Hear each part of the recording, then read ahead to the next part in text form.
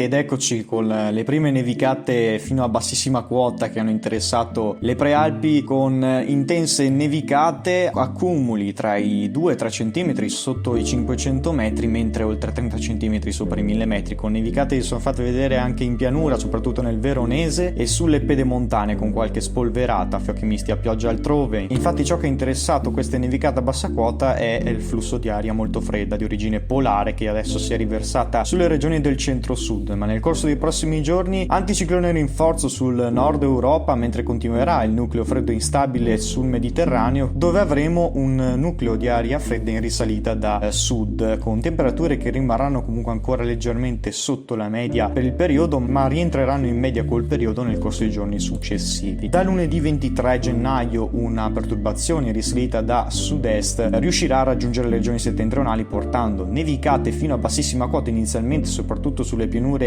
centro-occidentali del nord, mentre avremo nevicate tra i 400 e 700 metri sulle prealpi lunedì. Poi giornata di martedì con qualche piovasco sparso tra il pomeriggio e la sera, con neve a quote un po' più elevate attorno ai 900 metri. Nel corso dei giorni successivi l'instabilità sparsa andrà sempre a concentrarsi al centro-sud Italia, ma in particolar modo sul Mediterraneo occidentale. Qui avremo delle precipitazioni e temperature che rimarranno sotto la media su quelle aree, mentre da noi continueremo a stare in media col periodo, un clima ancora freddo e pressione in rinforzo, con ritorno a condizioni più stabili da mercoledì in poi. Rimanete sempre aggiornati iscrivendovi al canale.